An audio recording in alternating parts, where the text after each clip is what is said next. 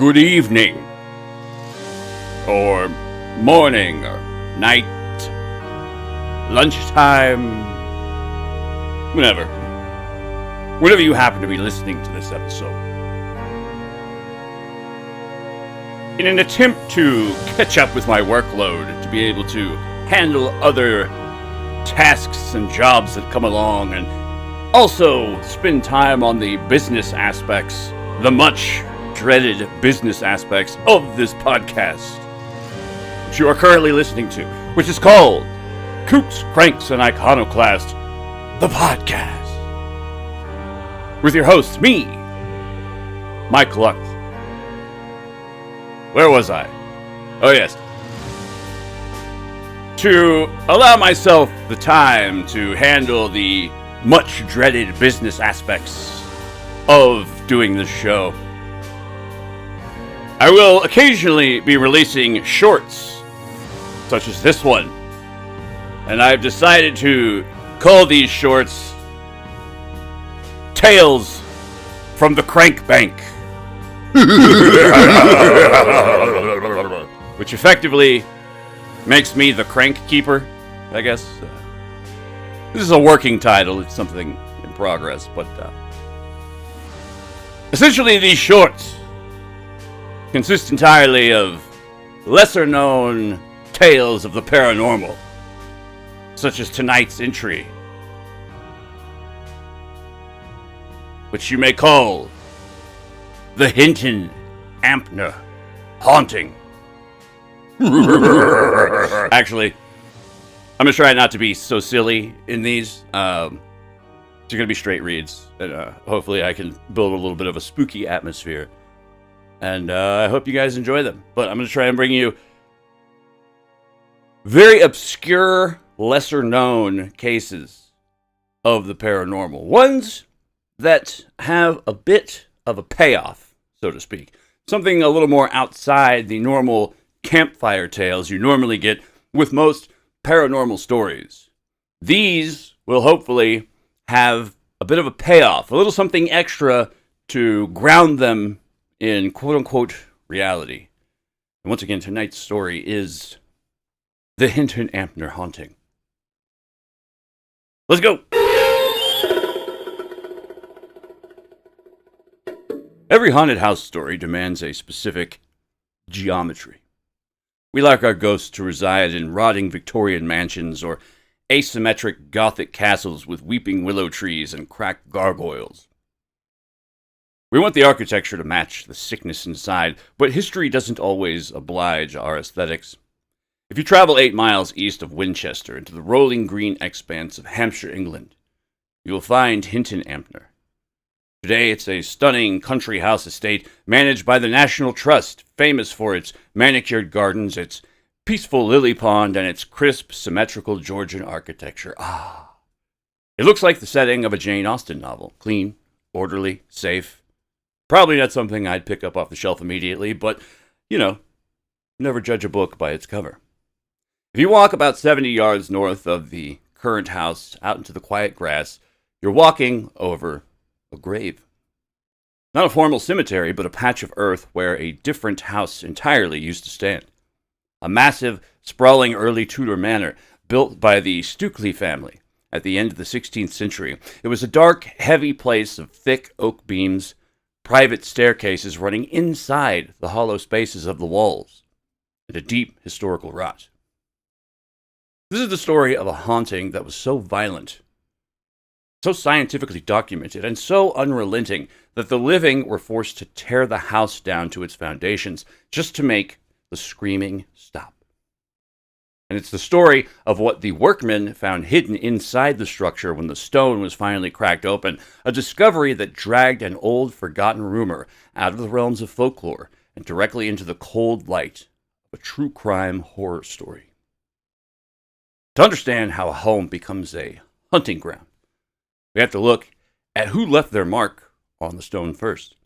A house is a vessel. It holds what we pour into it. For generations, the Stukely family had held the manor at Hinton Ampner, maintaining a quiet, respectable stewardship over the Hampshire estate. But by the mid-18th century, that lineage fractured. The property fell, by marriage, into the hands of Edward, the fourth and final Lord Stawell. I think that's how you say it. History doesn't remember Lord Stawell kindly. Even in the dry bureaucratic language of surviving 18th century parish records, he's painted not as a nobleman, but as a predator. In the local whispers of the Hampshire countryside, he was known explicitly as a notorious liver. That's what they called him. I just reporting the news. It was a polite Georgian euphemism for a man of bottomless, volatile appetites. A man given to sudden, debauched rages and secret, degrading vices that he hid behind the high brick walls of his estate. Stawell had married the eldest Stukely daughter, Mary, a woman 10 years his senior, whose inheritance secured his comfort. But when Mary passed away in 1740, Stawell did not enter the prolonged, solemn mourning expected of a peer of the realm. Instead, he looked upon her death as a liberation. With his wife barely cold in the churchyard, Stawell took up an illicit, deeply scandalous affair with Mary's much younger sister, Honoria. As far as ironic naming conventions go, Honoria was a masterpiece of tragic timing. Rather than hiding his transgression, Lord Stawell flagrantly moved his deceased wife's sister into the Tudor manor. The house ceased to be a home, became a cloister for their shared sins. In the eyes of both the Church of England and the law, their union wasn't merely scandalous, it was legally incestuous, a profound moral violation that carried a heavy social curse. The local villagers, deeply religious and fiercely superstitious, completely shunned the grounds after twilight. They would walk the long way around the parish boundaries to avoid the manor's shadow. On windless nights, the valley air would carry the muffled echoes of wild, late-night revelries from the manor's dining hall, clinking glasses, manic laughter, and the shouting of a man fueled by drink and unchecked power. But it was the quiet nights that truly terrified the village. The gossips began to note the shift in Honoria's silhouette. A pregnancy followed, a child born of union deemed unholy by every law of God and man. The local midwives whispered that the infant was born alive, its first cries echoing through the drafty Tudor hallways. Yet within days of that first breath, a sudden empty silence descended upon the manor. There was no baptismal record in the parish ledger. There was no tiny headstone in the churchyard. The child simply vanished from the earth, erased as if it had never existed, swallowed by the thick adobe and timber of the house. The reckoning, when it came, was total. Honoria died in 1754, her youth entirely consumed by the oppressive atmosphere of the house and the demands of her keeper. The local peasantry, grim and unyielding, viewed her early death not as a tragedy, but as a swift, unmistakable stroke of divine retribution. Lord Stawell was left entirely alone in his decaying wealth, but the universe was not finished with him. Exactly 1 year later, on the evening of April 2nd, 1755, Stawell was sitting alone in the little parlor of Hinton Ampner. The fire was low, the room suffocatingly quiet. Without warning, he was seized by a sudden catastrophic fit of apoplexy. He didn't feel good. He collapsed right there onto the floorboards, his heavy, silk-clad frame twitching in the dirt. As his servants finally gathered outside the door, listening to the wet, horrific rattling in his throat, Stawell gasped out a single frantic sentence, a line so slurred and terrified it could barely be understood, before his voice failed him entirely. He spent his final hours speechless, insensible, and utterly terrified, staring at the ceiling of the parlor until he expired the following morning. He died in the very middle of his empty wealth, leaving behind a house that was no longer just a structure of wood and stone, but a trap primed to snap shut on anyone foolish enough to rent it. With both of them gone, the house stood vacant, and that's when the architecture began to change. Servants hired to watch the property reported that the house didn't feel empty. In the dead of night, they could hear the heavy, unmistakable footsteps of a man pacing the corridors. When they looked into the moonlit hallways, they claimed to see a shadowy figure standing perfectly still. He wore a drab, beige-colored coat, the exact coat Lord Stawell had worn every single day during his final years. The servants resigned, one after the other. The house gained a reputation as an unholy thing, a mean, bad, dirty thing. For 10 years it sat there, accumulating shadows, until 1765. Enter Mary Ricketts. Sorry. Mary was a sensible, upper-class, no-nonsense woman. Her husband, William Henry Ricketts, was a wealthy plantation owner who spent years away tracking his finances in Jamaica. Jobless. Mary needed a quiet, respectable, affordable country estate to raise her 3 young children. Hinton Ampner was beautiful, spacious, and suspiciously cheap. Always a good sign. Ignoring the warnings of the local villagers, Mary signed the lease, picked up her family, brought 8 trusted, highly professional domestic servants down from London, and moved in. The transition wasn't sudden. It began with the minor irritating infractions that paranormal researchers call the grooming phase. I know. Pretty ominous. Shortly after settling in, Mary began to notice the doors. She would write detailed letters to her husband in Jamaica, carefully documenting the anomalies with the precision of a scientist. She noted that in the dead of night, she would hear doors slamming with terrifying violence. Not a gentle drift from a draft, but a violent wood-splintering crash. Mr. Ricketts, writing back from across the Atlantic, was convinced the locals were messing with them. He assumed the Hampshire villagers were using skeleton keys to sneak into the manor at night, to terrify the wealthy London interlopers. Taking his advice, Mary had every single lock on every exterior door and window completely replaced. She kept the keys on her person at all times. But it made no difference. The doors continued to slam. By 1769, William Ricketts had to return to Jamaica for an extended, multi-year business trip. Mary was left entirely alone in the massive Tudor manor with her children and her staff. And the moment the patriarch crossed the ocean, whatever was inside the walls decided to drop its disguise. The noises transformed from simple structural creaks into deliberate, terrifying mimicry.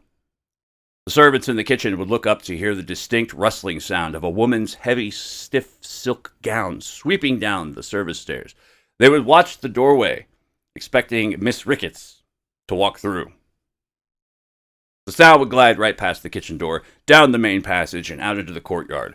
But when they looked, the hallways were completely empty. One afternoon, a delivery man entered the courtyard at the exact moment the invisible silk dress rustled past. Servants ran out and asked him who had just walked by, while the man looked at them blankly. He had been standing in the open gateway the entire time and hadn't seen a soul. Then came the footsteps. Mary Ricketts was a woman of iron nerves, but her journal entries from the winter of 1770 began to show the fractures of psychological warfare.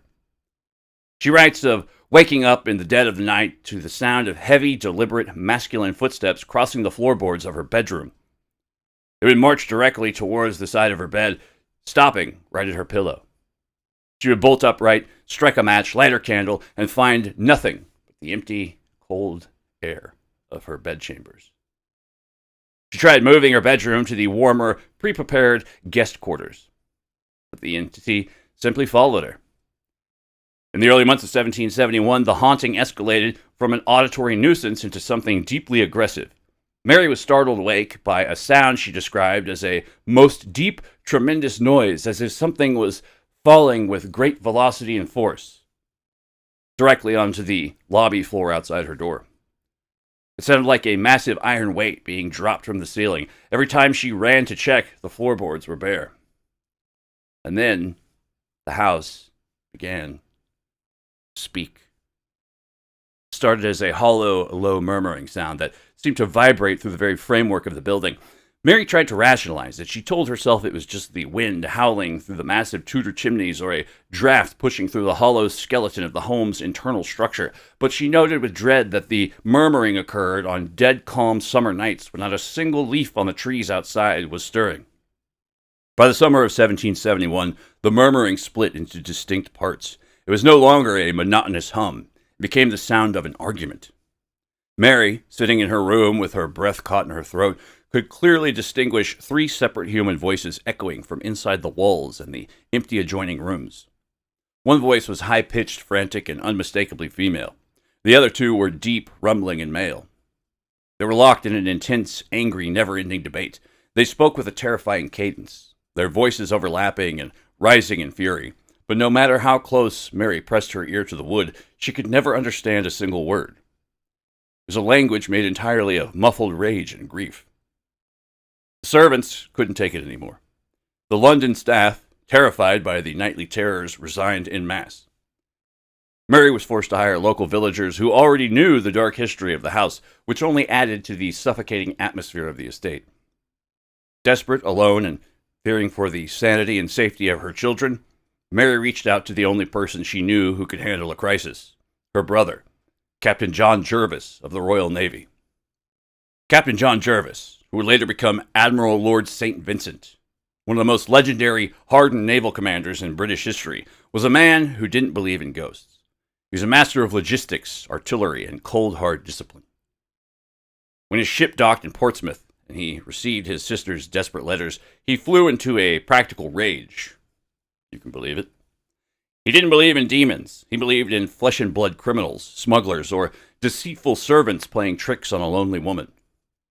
Jervis told his sister that he would come to Hinton Ampner and personally catch the bastards responsible for her torment.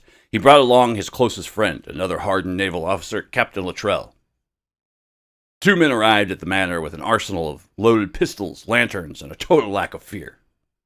They performed a meticulous military-grade sweep of the entire house. They checked every attic, every cellar, every cupboard, and every known hollow space in the Tudor walls. They locked every entrance, pocketed the keys, and set up a watch in the central room of the house. They were convinced that by midnight they would catch a local thug or a corrupt servant trying to scare the family out. The clock struck midnight. The candles burned low. Then the house came alive. According to Captain Jervis's own subsequent reports, documents he would maintain with absolute honesty until his dying day, the disruption didn't care about his pistols. It began with the sound of dreadful, agonizing groans echoing in the center of the room. Jervis stood up, his hand on his weapon, when he felt something cold, heavy, and invisible literally fly past his body, chilling him to the bone. Suddenly, the ceiling above them erupted. It sounded like a band of men armed with heavy clubs was systematically smashing the floorboards of the bedroom directly above. Crashes were so immense that they shook dust from the plaster down onto the officers' coats. Jervis and Luttrell grabbed their lanterns, drew their pistols, and charged up the stairs, throwing the bedroom door open within seconds of the noises. The room was completely empty. The furniture unmoved. The air dead quiet. Dead quiet. The moment they walked back downstairs, the smashing started again, this time coming from the room they had just left. They spent the entire night chasing a phantom army through the house, running from room to room, throwing open doors, finding absolutely nothing but the mocking silence of empty space. The next morning, Captain John Jervis, the man who would face down the French and Spanish navies without blinking, turned to his sister. His face was pale, his skepticism entirely gone. He told Mary in no uncertain terms that Hinton Ampner was entirely unfit for human habitation.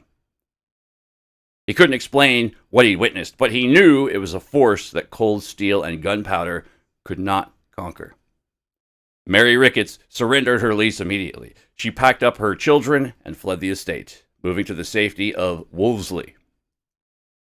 The owners of the property tried to lease it out one more time to a man named Mr. Lawrence. He was a stubborn man who claimed he could weather any storm. He moved in with his family, lasted exactly 6 months under the onslaught of the invisible voices and slamming doors, and then broke his contract and fled in the middle of the night. By 1772, the old Tudor manor of Hinton Ampner stood entirely abandoned. No one would buy it. No one would rent it. The windows shattered, the roof began to sag, and the forest began to reclaim the stone. It sat there for 25 years, a rotting monument to a secret that refused to be forgotten.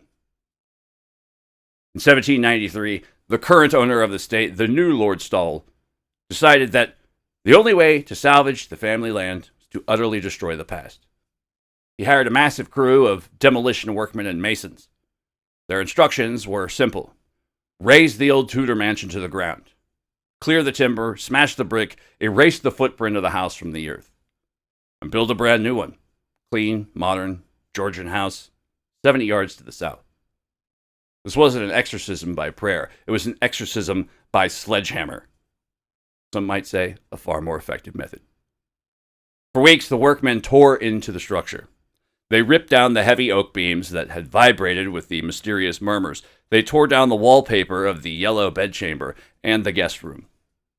And then they reached the lobby, the exact area where Mary Ricketts had heard the terrifying noises of heavy weights crashing from the sky.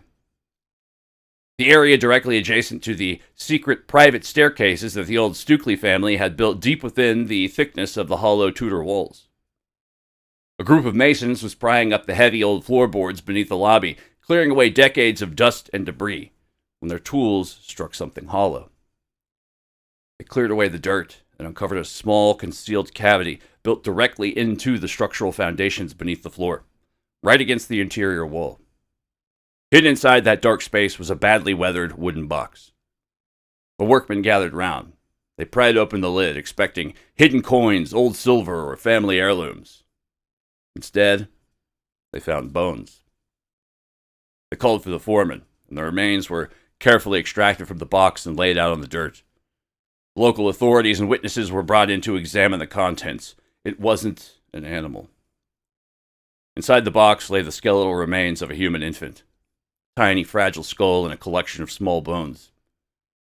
But as they cleared the rest of the cavity within the thickness of the hollow wall, they found something even more horrifying. Mixed into the hidden structural spaces were the partial remains of an adult female. The folklore of the village had not been a fairy tale. The whispers that had circulated for 40 years about the evil liver, Lord Stahl, and his young mistress, Honoria, were suddenly validated by the physical reality of cadaverous remains. The puzzle pieces fell into place with a sickening click. The high-pitched, frantic female voice and the two deep male voices that Mary Ricketts had heard arguing inside the walls weren't random poltergeist manifestations. They were the auditory echo of a historical horror. The theory that emerged from the evidence was grim. Honoria had given birth to Lord Stahl's child in that house. To protect their status, their wealth, and to cover up a crime that would have seen them utterly ruined and cast out of Georgian society, the child had been murdered, or allowed to die, immediately after birth. And someone like Lord Stahl himself, along with a trusted accomplice, had packed the infant's body into a wooden box, dragged it into the secret passage running through the hollow spaces of the walls, and buried it beneath the floorboards of the lobby. And what of the female bones? Did Honoria die of natural causes, or did she become a liability to a man prone to violent, apoplectic rages? The housekeeper's secrets, or did it keep her body? The discovery changed everything. This wasn't a modern Hollywood-style haunting where the ghost is a nameless phantom with long hair and no motive. This was a classic cold case double homicide. The entity wasn't throwing tantrums. It was screaming for an exhumation. It was pointing its invisible fingers directly at the floorboards beneath Mary Ricketts' feet, shouting for 30 years that there were bodies in the foundation. The bones were removed from the ruins of Hinton Ampner. They were given a proper, quiet Christian burial in consecrated grounds, away from the heavy timber and the dark history of the estate. The old Tudor house was completely leveled. Every brick was carted away, and the new house was built on the clean grass nearby.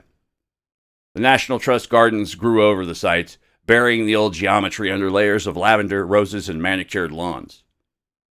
But here's the final lingering bit of high strangeness that leaves researchers cold.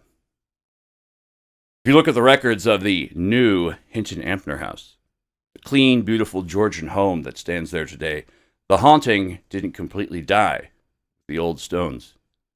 Over the 19th and 20th centuries, residents and guests of the new manor have reported a peculiar, familiar anomaly. Usually around dawn, when the morning light hits the gardens, people inside the modern house have been startled by the distinct, unmistakable sound of heavy doors slamming in the distance, and occasionally a quiet, low murmuring vibrates throughout the house. A quiet cacophony that sounds like three voices locked in an endless ancient argument, still trying to sort out a crime the earth refused to hide. Our second tale comes by way of down south, deep deep down south. From Chile, to be precise, and a little tale called The Cutun Haunting of Nicasio Torres. In the arid expanse of Chile's Coquimbo region, where the Andes slope down toward the Pacific, the earth folds into the mystical Valle de Elqui. This is a landscape defined by an almost unnatural clarity, a geographic crucible known globally for its cloudless, starlit skies and a strange magnetic pull that attracts astronomers, seekers, and mystics alike. Yet the local folklore tells a different story. Long before the modern observatories arrived, these jagged, sun-bleached hills were feared as ancient territory, a place where the barrier between the physical world and the formless dark was dangerously thin. Nestled within this valley lies the small, unassuming agricultural settlement of Cutun, Cutun. To the passing travelers in the summer of 1976, it was a quiet community of adobe dwellings and fruit orchards. But by February of that year, this tranquil corner of the world would become the epicenter of what remains the most terrifying, violent, and thoroughly documented paranormal case in Chilean history: the haunting of Nicasio Torres. This is no mere campfire ghost story. It's a sprawling, multi-layered chronicle of high strangeness, a terrifying convergence of malevolent poltergeist activity, indigenous shadow lore, and a predatory humanoid entity that systematically dismantled the sanity of a family, leaving an indelible scar on the collective memory of the valley. The central figure of this living nightmare was Nicasio Torres, an ordinary, practical-minded agricultural technician. That means farmer. Along with his wife, Rosa, and their young daughter, Torres had moved into a modest home on an isolated plot of land, a house constructed of heavy, traditional adobe walls and roofed with tile. Their daily life was unremarkable, grounded in the seasonal rhythms of the valley until a sweltering afternoon in February. Without warning, the domestic peace of the household was violently shattered. Torres' wife was sitting in the main room, cradling their small infant daughter, when a handmade rag doll, a simple sewing project pinned to the wall, suddenly slipped from the confines of its fixture. What happened next defied gravity and reason both. The doll didn't merely tumble to the floor, it seemingly became animated by a sudden malicious intelligence. It launched itself horizontally through the air, hurtling with immense force directly at the body of the infant child. It was a targeted, aggressive act of malice directed at the family's most vulnerable member. This was not a trick of the light nor a trick of the mind. It was a physical assault that declared their home was no longer safe for habitation. Terrified and fundamentally shaken, Nicasio Torres fled the property, running down the dusty dirt track to the home of his nearest neighbor, desperate for help. His frantic, trembling explanations were initially met with deep skepticism. In the strict agrarian culture of the region, such claims were easily dismissed as heat-induced panic or domestic hysteria. Yet as the days bled into the weeks, the phenomenon inside the Torres estate did not fade. They escalated into a full-scale siege on physical reality.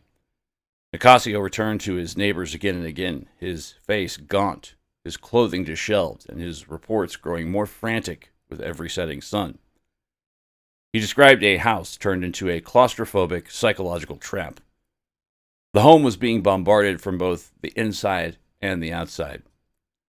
Showers of smooth river stones, heavy iron horseshoes, which are especially peculiar given the place that iron holds in folklore concerning specific entities or situations such as these, but I digress. Most disturbingly, fragments of old, dried human bones. All of these items would materialize in midair, raining down through solid ceilings or flying horizontally across rooms to shatter windows. Heavy doors and window shutters would slam open and shut with rhythmic concussive force, even on stagnant, windless nights when the valley air was completely dead. Completely dead. The very atmosphere inside the home grew dense and oppressive. The family was subjected to a relentless sonic assault. Eerie metallic whistles seemed to drift from room to room, disembodied whispers echoing behind the hollow framework of the walls, and a rhythmic thudding that vibrated through the floorboards. Objects would vanish from sealed cupboards, only to reappear neatly arranged on the kitchen table. Perhaps most cruel, the entity began to leave physical markers of its presence.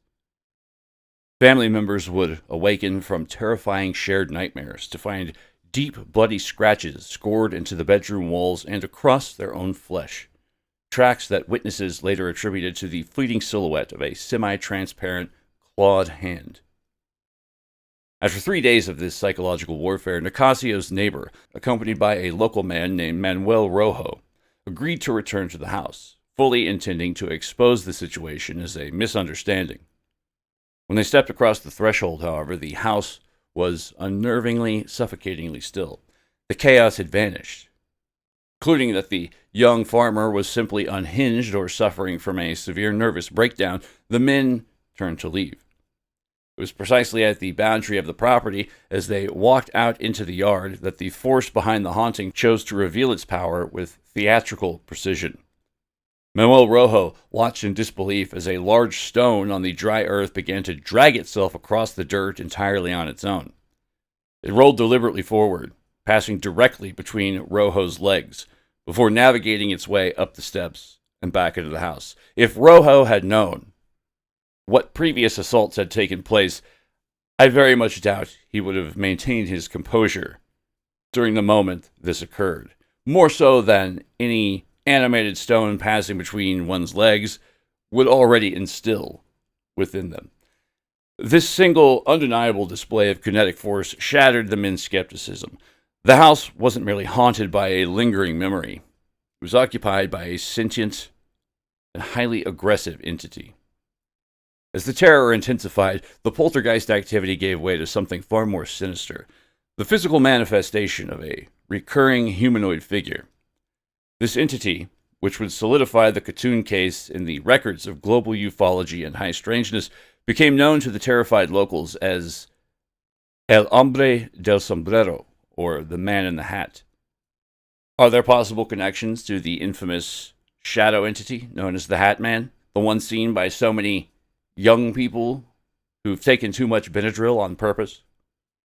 Quite possibly. However, this particular incident seems to predate most modern occurrences or instances of encounters or sightings of the Hat Man. Witnesses who braved the property at night described a figure that was completely out of place in the rural Chilean countryside. He was abnormally tall, standing well over 6 feet, dressed in an immaculate formal black suit, a crisp white shirt, and a wide-brimmed black hat. His skin was described as deathly grayish white, and his face remained frozen in an unnatural, calm, unblinking expression. Most terrifyingly, multiple witnesses swore that the figure did not walk. It levitated. Hovering roughly 2 feet above the dirt road, its body capable of rotating 90 degrees at a time without moving its legs. The encounters with this entity were calculated and deeply personal. The Man in the Hat was not a passive ghost. He was a messenger. On one occasion, the figure materialized in the twilight near the edge of the property, approaching a local woman. Instead of fleeing, she stood paralyzed as the pallid figure spoke in a flat, monotone voice, delivering a cryptic, chilling summons meant specifically for the master of the house, Nicasio Torres himself. The entity spoke and said, quote, "He is expected at 11:55 at night over there," unquote. Terrifying, I'm sure. The figure raised a long, pale arm and pointed directly towards the dark, jagged silhouette of the nearby Cutun Hill. This was no longer a standard haunting. It was a targeted campaign of intimidation. The entity was setting an appointment, demanding Nicasio's presence at a precise geographical location at exactly 11:55 p.m., a timestamp that many witnesses noted was the exact moment the violent stone-throwing incidents would reach their nightly peak. Word of the siege spread like wildfire throughout the province, eventually drawing journalists, curious onlookers, and amateur investigators, turning the small valley community into a circus of the bizarre. Among those drawn to the chaos was Nelson Alcayaga, a local driver who frequently traveled the valley routes. Akayaga managed to gain entry to the home during the height of the disturbances, expecting to find a hoax. Instead, he encountered a family in the final stages of psychological collapse. He later recalled that Nicasio Torres was a hollowed-out shell of a man, utterly traumatized, trembling in his own home. Years later, when asked about the valley, Torres would vehemently state that he would rather die than ever return to repeat the terrible events of Cutun. In a state of absolute desperation and realizing that conventional prayers were doing nothing to halt the assault, Nicasio reached out to traditional spiritual practitioners, eventually bringing a machi, a highly respected Mapuche medicine woman and spiritual healer, to the house to perform a traditional cleansing ritual. But the universe seemed aligned against them. 1976 was a period of intense political paranoia in Chile, following the 1973 military coup. Pinochet. The sudden unannounced gathering of locals and strange spiritual figures at an isolated farmstead caught the attention of the military authorities. Before the Machi could complete the complex ritual to bind and banish the force, armed police raided the property, arresting the participants for violating strict laws against unauthorized nighttime gatherings. The cleansing was permanently interrupted. Left entirely exposed, abandoned by the law, and broken by the entity's relentless nightly visits, the Torres family finally gave in. In early March of 1976, they packed what few belongings they could carry and fled into the night, vanishing into the anonymity of the larger cities, never to return. The strange history of the Cutun case endures because it refuses to fit into a single neat category of the paranormal. For traditional demonologists, the intense physical violence, the raining of human bones, and the targeting of the infant point directly to a classic demonic infestation. For folklorists, the entity's traits line up seamlessly with the Anyuman, a malevolent clawed shadow being from Mapuche mythology that thrives on human terror and leaves physical lacerations on its victims. And yet, to modern ufologists, the tall, pale, formally dressed figure who levitates, speaks in a flat cadence, and commands local gravity looks less like a ghost and more like the international phenomenon of the Men in Black. Anomalous, non-human intelligences that anchor themselves to specific high-energy, high-strangeness landscapes like the Valle de Elqui. In the decades since the family's flight, the abandoned adobe house fell into complete ruin, walls melting back into the Chilean clay until the structure was entirely demolished. Today, rows of bright orange trees are planted over the exact coordinates where the bedchamber once stood. Yet the local workers still refuse to linger near the groves when the sun dips below the mountains. The house is gone, but the valley remembers. And the story of Nicasio Torres, the red-eyed man who waits at 11:55 p.m., remains a chilling warning of what can step through when the fabric of our reality begins to fray. That's going to do it for this episode of Tales of Terror from the Crank Bank, or something to that effect. And I, your host, the Crank Keeper, aka Mike Lucht, of Kooks, Cranks, and Iconoclast, a podcast. Greatly appreciate my audience for allowing me to drop a short every now and then. I greatly appreciate it. I need a little time to help the show. I'm trying to get some time to focus on expanding things and basically leveling up from here on out. So, fans of the show, man, you guys are the best. You're the reason I keep doing this, the reason I keep going, and the reason I want to make things better. So, you're very much appreciated. None of this means anything without you guys, and I love you so much for it. Seriously, I greatly appreciate everything you guys have said and done, and it just gives me the drive to want to make the show better, make myself better, and provide you guys with better entertainment. These little short, true tales of the paranormal, I kind of get a chance to, besides find the time to work on the administrative assets of the show. This gives me a chance to sort of drop these true paranormal cases, which may, in fact, become future episodes to focus more on the in-depth investigation and parapsychology behind these various cases. So once again, that's going to wrap it up for this episode. You guys are the best. Seriously. I love each and every one of you. Thank you so much for your listening, your likes, your just being a subscriber, everything. You guys are the best. I cannot state enough how much you are appreciated. Thank you so much. That's going to do it for this episode of Terror Tales from the Crank Bank. A subdivision of the LLC. No, just kidding. No LLC. That is Kooks, Pranks, and Iconoclasts, a podcast. I'm your host, Mike Clarke, a.k.a. The Crank Keeper, and I will see you on the next episode. Love you guys. Love yourselves. Love each other. Take care of each other, because we are all we got. See you on the next one. Skip it, hop a doop a top a dee pop pop.